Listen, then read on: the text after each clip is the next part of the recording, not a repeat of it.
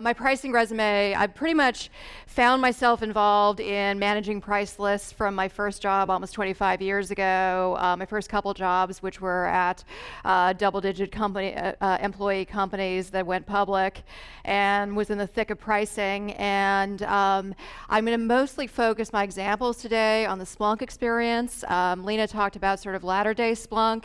I ran product at Splunk from the founding team when we were 12 people, and our product didn't compile, and we were figuring out how to price it all the way through the IPO. I was on the leadership team through the advent of doing solutions. So I'm going to focus a lot on that. But at both Zuora, where I was after Splunk, and Interana today, I've had the experience of setting standardized pricing for products that have started with sales-driven, top-down selling pricing models and setting standardized pricing. So that's where I'm coming from. I'd like to just sort of establish some givens of what I believe about pricing, and I think that agrees with some of the things you've heard from other speakers, and some of it may be a little bit different. So first off, price is part of the product. So this may be self-serving since I run product, but price is not something sales does or finance does after the product is defined. Price is core to the product definition, and not thinking about price from the beginning of your productization means you are not actually productizing. The other thing is that price must be standardized to achieve successful trialware and freemium models. So you just can't have something where people come to your website, try something out, and you don't have a standard price list, and you've got sort of sales-driven, let's make a deal pricing. It doesn't work. The other thing, sort of 2A to that, is even if you have top-down selling models today, there are more and more reasons you do actually need a standardized price list. You can't just negotiate pricing according to a price model. A lot of first-time technical founders don't know about things like most favored nation clauses in enterprise pricing agreements. So your largest customers want to contractually say they're getting the best price. If you don't have a standardized price list, that gets really hard to manage.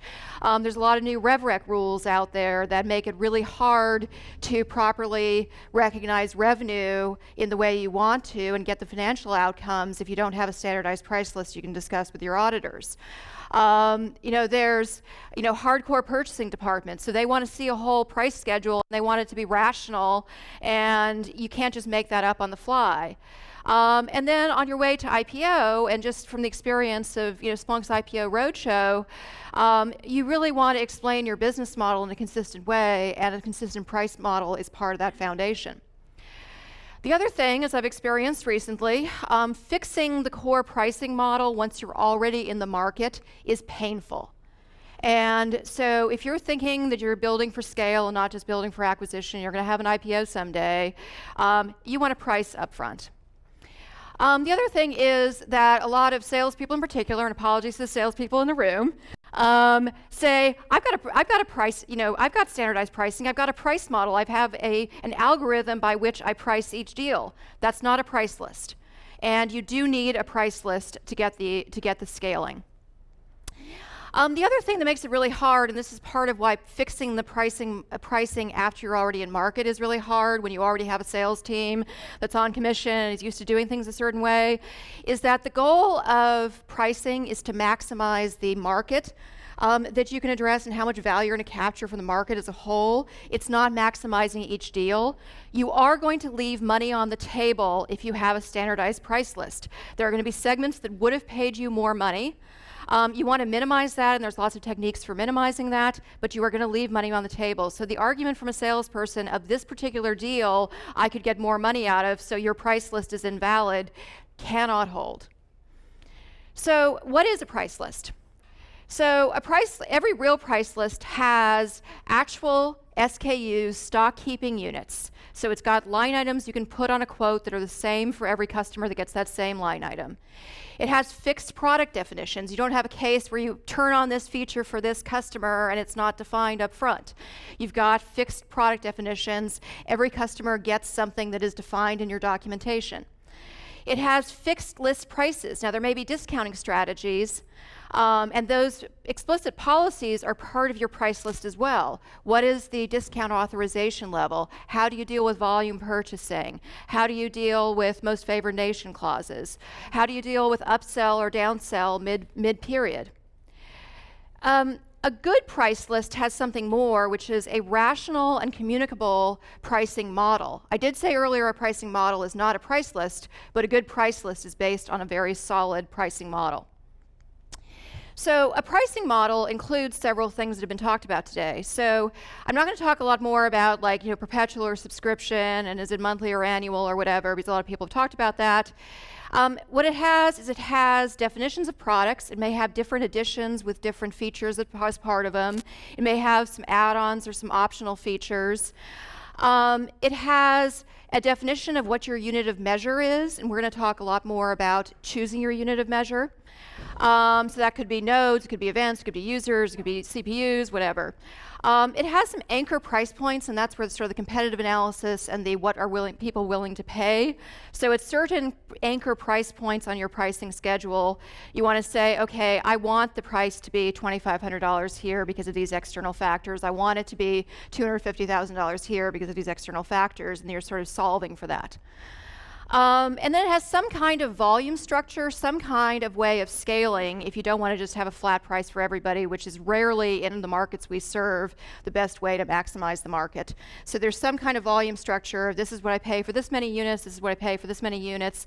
Do I have a usage model? Do I have tiers? Is there a platform fee? So let's get into how you make a pricing model. And then I'm going to use Splunk as an example right after this to talk about how we made those choices in 2005 with market entry for Splunk. So there's some basic structures that I look at when I come in and try to do pricing in a new company is, do we want to be trialware? Do we want to be freemium? Do we want to have a model where we upsell from one edition to another? And do we want to have a product line, which is kind of the strategy that was just described as at Datadog today? Do we want to have multiple products that we can sell together? So trialware versus freemium, people confuse these, but they're very different. And I think as Lena said about our Splunk, our shared Splunk experience, freemium is a commitment to have a free forever product that's valuable. And the advantages you get is you sort of get what I call a sleeper cell army. So companies that wouldn't buy Splunk early on because they didn't see the value at sort of the executive level had a sleeper cell army of individual sysadmins who were using free Splunk in small ways and knew hands-on how much better we were than any of the so-called alternatives, and they spoke up for us. But for freemium, you really have to do two things. I agree with Lena completely, which is you have to make your most differentiated, valuable features part of your freemium because you want your shining jewels front and center. So you may ask, well, then how do you get paid for the upsell? That's where the persona segmentation comes in, and I totally believe with what was said there. You have to say, okay, what's the persona and the use case for the free product that's useful free forever? And the reason that that's better than a trialware model is because the community doesn't want to download your trialware that's going to turn off in 30 days. They just don't. We can convince ourselves they do, but they just don't, right? But you have the cannibalization problem with freemium. I won't talk as much about the other options right now, but we'll come back to them. So let's get into the way you go about this. So choosing your units. So first off, you want to think about proxies for customer value, things that your salespeople can be armed to argue. If you consume more, you're getting more value, and it's an easy conversation to have with your customer. And you can do a lot of customer research. You can have a lot of theory about what your product's value is. You have to balance that against impediments to adoption. So it may be that more users using it is more value in the company, but it may be that if you charge on users, it's an impediment to getting that value. So there's some natural tension there. Then you want to look at what incumbents use already. It may be that you choose to be like them to ease the conversation with customers who are used to buying a certain way, or it may be that you choose to be unlike them so that it's not as easy to compare, right? But you want to know what are the units that incumbents in the market use. The other consideration is it possible to measure that unit in your licensing structure. If you're a SaaS, like, can you watch that and can you turn on and off or rate that unit, or is it something that's invisible to you? That will prove to be one of the considerations we had at Splunk. And then future roadmap impact on consumption of that unit. This is where one of the areas in which it's most important to have product really leading the pricing conversation, because your sales team may say, okay, well, the unit of value is XYZ, and you may have a product feature that reduces the consumption of unit XYZ coming. So you're basically going to give all of your customers a price cut by introducing that feature, and sales probably doesn't know about your roadmap in the sort of the technology strategy. This is where CTOs get involved in pricing, right? So, an example is if you have some caching that lets people, save on raw storage costs. So you don't want to charge on storage, right? And then unit economics constraints. For a pure software company, that's the least of a concern. For a SaaS, you probably have some real unit economics issues, both on the acquisition side and on the cost of delivering the service. But I'd like to be value-based in pricing and use unit economics as a check and balance. We're not in the business of selling widgets. We're selling IP. Okay, so setting your price point. You want to think about your desired starting point and price at key scale points. You want to think about what is the value to the customer. And this is where I actually don't believe in asking customers about this value, especially early on for new products. They have no idea. You should be designing towards the value you want to deliver to them. You should have a hypothesis about a customer fully utilizing this product is going to have this ROI impact, whether they realize it or not. And we're going to be able to demonstrate that through their usage of free, through the POC process, through whatever. But this is the value we want to design towards. And again, what's the roadmap value? So you'll see at Splunk, we started at $2,500 a year. We defined a price list up into the tens of millions of dollars per year for higher volumes. And we told ourselves from version 1 how we would have a version 4, 5, 6 that would justify tens of millions of dollars of value. We didn't talk about that externally, but internally it was a very real conversation in 2005. We weren't just sitting there saying, oh, we have a cute little product that's going to be a few $100s a month, okay? We were planning ahead for being the kind of product that people can spend tens of millions of dollars a year on. And then you want to think about, the more pedestrian considerations, but important are, again, what are the incumbents? Where do they fit? Are they $10,000 products or $100,000 products? What is your go-to-market model and the purchase process you're going to support? It's very, very different to sell a $2,500 a year product than to sell a several $1 million a year product. And you want to design for that go-to-market model. Then the mechanics of just how are the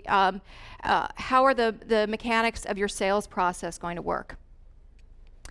So I think Fred alluded to a dilemma around price discrimination, where ironically for a lot of the products we sell, and I've seen this in multiple places, I saw it at Splunk, I saw it at Zuora, I see it today for Interana, often the deepest pocketed customers actually consume less on whatever unit makes sense for you to monetize on. So it's a real challenge. And then the other sort of dilemma is people don't realize, like, your current MVP 1.0 product is not delivering that value you intend to deliver when you want to charge tens of millions of dollars in the future. It's not there yet. So finding a price point that people will pay today is often going to be a price that's too low to maximize the market value. And you want to think about, so you want to do some kind of market planning of saying, okay, there are this many addressable companies in each of these segments. This is the value that we can capture from each of them. Is this going to make a big enough company to justify all of our investment of time and venture capital now? Is this a road to a multi-billion-dollar company or not? And often the answer on the price is not something that people will will pay for your current product. So there's a few different solutions for this. The one that you'll see we chose at Splunk was sort of a Trojan horse model where you choose a unit of consumption where no one believes how much they're going to consume down the line. People think they're going to consume a few hundreds of megabytes, and they're going to be consuming terabytes down the line. That's the nicest solution because it means you don't have to go through pricing changes, you don't have to have a complex, product catalog. Most companies don't have that choice, and so you kind of need to do price discrimination, and this ties the persona point. The way to monetize understanding different buyer personas is to have different editions and find features that, to use Fred's example, Oracle will need for their testing, even though they do fewer test cycles that your younger companies won't need, and make those separate editions. And then the worst thing is when you have to do price increases as the product matures. Frankly, that's really, really hard. And conversely, you probably have to do price reductions when you finally do attract good enough competitors, as somebody else alluded to. Then volume structure. So this is super important for those enterprise purchasing departments, and this is where the math whiz stuff comes in. I do believe you should have product people who have, as someone said earlier, both a lot of empathy and a lot of analytical skills. And your product people should be able to do this without finance's help, but you can't bypass the math.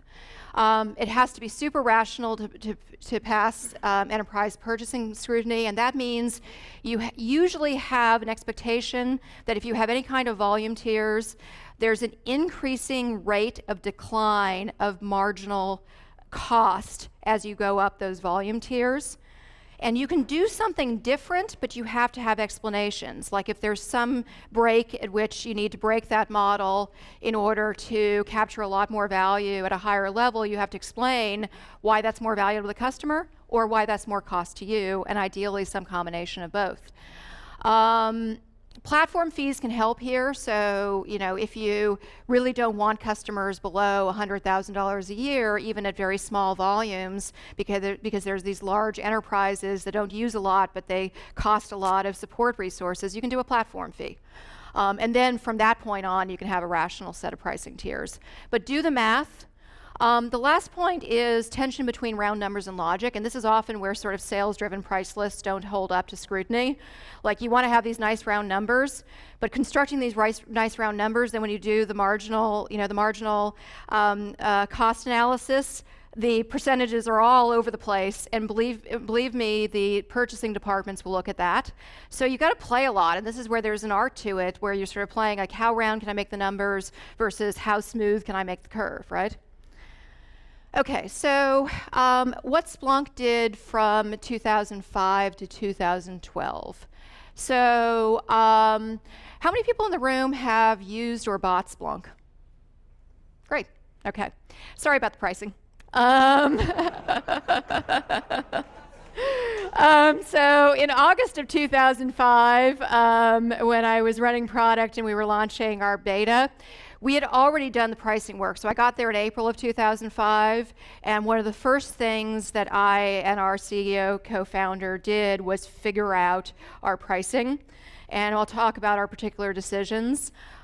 We launched at Linux World in August of 2005 a beta with our free product, and we committed to every person we demoed that we would have a premium product that would start at $2,500 a year. So people had no fear of falling in love with our product because they got a commitment from us from day one. We would always have a free forever and they wouldn't lose functionality.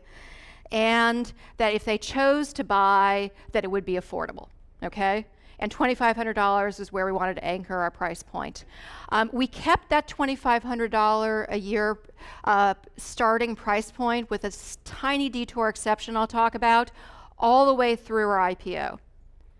As Lena alluded to, post-IPO, there was sufficient competitive pressure from good enough lookalikes, and there was a TCO argument of people wanting security on top of it or VMware management on top of it, that Splunk post-IPO reduced its price for the core. But for 7 years, we maintained the same essential pricing schedule, and that was through our 1.0 GA. We made 3 sales in our first month of selling, December of 2005. An interesting thing is, our price point of $2,500 a year was for the data volume of free, and people paid the $2,500 a year because they valued the features we chose and support, but mostly features we chose to put in the premium. So that's another important lesson about freemium, is make your first price point. In my opinion, make your first price point for the premium product the same volume of whatever unit metric as your free product, so you're selling on features from the very beginning, okay? Anyway, so let's see. So some of the decisions we made. So when I got to Splunk with the 12 people we had, 10 of them engineers, there were raging arguments about whether we should be open source or closed source. And there were raging arguments around our price point. We chose, and I drove this decision, to be closed source. Now, the day I joined Splunk, I was booed because I'd never worked at Microsoft. You sort of like get kind of the culture at the time. I don't think we could have made that choice today, but in the culture, of IT purchasing in 2005, I do believe closed source was the right decision for us then. We realized that the benefits of open source were more around community and openness and so forth, and we could have all those things without actually giving away our source code. And we weren't coming off of an existing project that had existing commitments to a community. So we had that option. Trialware of freemium was a decision. We made the decision to go freemium, again, because we wanted the mass adoption. We wanted to be everywhere before the big competitors or incumbents knew who we were, which is what actually happened. Then we made choices before we even launched the free beta about what our premium or free differentiators were, and they were the boring features. And so I really can't emphasize that enough. Make the boring features that are the ones where your adopters of free will fall in love with your crazy differentiated, not like anybody else features. And then when their boss finds out what they're doing, the boss is going to ask for stuff like, where's reporting, or where's alerting, or where's the access controls. And when the adopter says, oh, well, the product has those, but that's the premium features, it becomes a very easy conversation. And that's exactly what happened for our first few years of adoption. Annual or perpetual, we were actually one of the first enterprise B2B companies, particularly software companies, that went to all annual pricing. Ironically, just as the market was starting to go that way, we turned back to perpetual for 1 year, and it was just a disaster. So that was one of our big pricing mistakes, and it was driven by, we had a Series B investor who was more traditional kind of CA background, IT management, maximize sales, and it was an easy way to increase our revenues, and no one cared about ARR in those days, and it was a stupid mistake, and we lost customers because of it. But fortunately, our product was good enough that we gained those customers back when we fixed it. Starting price point, as I said, $2,500 a year. A lot of people in the company, because developers in the company would talk to their IT friends and ask what they would pay, and the answer was $250 a year, or $100 a year, or whatever. That wasn't the right price point. $2,500 was where the typical sysadmin's boss could put it on a company credit card. And also where there just wasn't the need for us to have a big sales team early on. We did later. Splunk has an excellent top-down sales team now, but we didn't start that way. Units of measure, we chose gigabytes of log data index per day, and I'll explain that one next. And volume structure, we had tiers. And there was always a break point when you have tiers where it's actually cheaper to go to the next tier, and that's part of how you sort of get people. It's like, oh, I've got overhead. Let me put some more data in here, and then the new data source takes them to the next tier. So it's kind of like this rolling upgrade, right? So the units of measure that we considered, so we looked at it from the perspective I just described from the theory of the previous slides. So CPU cores and nodes was how most of the log management incumbents, a lot of appliance vendors at the time, but software vendors that licensed on nodes. But the problem was we couldn't hit the $2,500 starting price because even one server dedicated to our software would give people too much value when we looked at sort of different breakpoints. And those products that priced that way typically started at $25,000. Users, this was a hard one, and it's one I just wrestled with in my current company. Even though more users is more value, we wanted this thing to go viral. We wanted this thing to be something where, the server admin could say to the network admin, hey, try the Splunk thing out, add your data to it. So it was a unit of real value to the customer. We chose not to monetize. The servers monitored was the way that most of our monitoring, so we sort of competed with log management and monitoring both. The how many servers, or endpoints did you monitor was the way those products charged, and that's how they got to, $100 a year kind of starting prices. But we actually, because we were based on log data that was centralized and people could centralize it before they got it to Splunk, we actually didn't have a way to measure the number of servers you were monitoring, so it wasn't an option because we couldn't measure it. Events per day. This is probably, in retrospect, the mistake we made. We were greedy. We wanted to get value out of application server log events that were these really big Java stack traces and transaction logs. And they were a lot more bytes per event. And they actually had lower event rates for higher value. So we said, no, we want gigabytes per day. That became a mistake because of the evolution we didn't see coming in the way people did their logging. So gigabytes per day, we felt like it was easy to explain the value correlation. It was easy for people to measure by installing our free product and seeing how much they passed through it.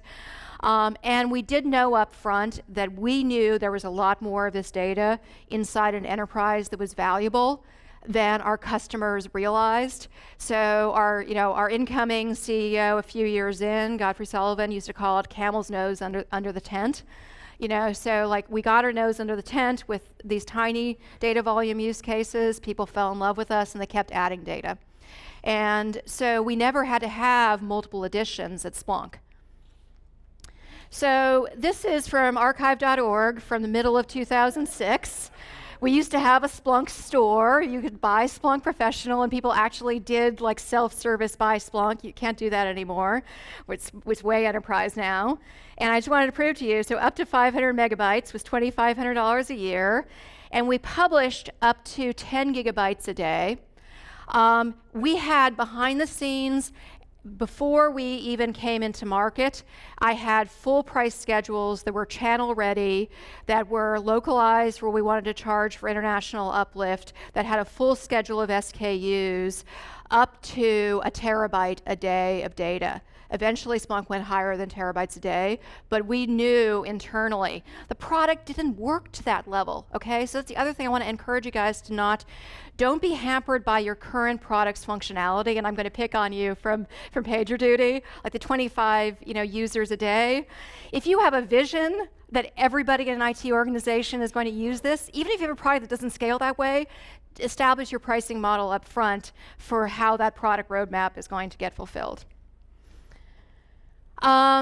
So stuff that didn't matter, because you're going to get a lot of distracting input. So I wanted to talk about the stuff that owning pricing at Splunk. We had incoming executives. People wanted to hire outside pricing consultants to fix our pricing. The pricing consultants would always come back and say, we don't have, around the margins, they'd say, okay, this level we could change by 5%. They never came up with any rational suggestion to change the pricing. And somehow the pricing we established enabled us to have a $3.7 million IPO and the hundreds of millions of dollars of revenue without major price changes. So customers complain about our pricing loudly in public. Social media is full of people complaining about Splunk pricing from day one to now. We couldn't win certain segments, so we had to say high volume, low value deals like firewall log data for a very large network. Our differentiation of dealing with very messy, dissimilar, heterogeneous log data didn't matter to that use case. So the price on our pricing schedule for that kind of high volume use case would be way too expensive. We had to walk away from those deals. We considered making other additions, but it was just complexifying things. And we actually addressed that market mostly through OEMs and channel partners, so that was a way of like getting some money out of that market. So some customers had really bursty or seasonal data volumes. We came up with some techniques, but that really didn't matter all that much because ultimately we were used so widely in the enterprise that all this stuff kind of evened itself out. The other part was we were missing features. We didn't have reporting in our first few versions. You couldn't do a chart. Enterprise access controls we had, but we didn't have granular role-based access controls. We built those along the way, but we had to stay focused that our core value was so transformational that the sort of Me Too enterprise features could be added later. And then we didn't have a product line or add-on products. My last job at Splunk was to start the solutions effort to launch the security solution and so forth. And post-IPO, we shifted value into those products. But we didn't have a product line till we were well north of 250 million a year in sales. And people try to have these complex product lines too early. I think Datadog's doing it at the right point.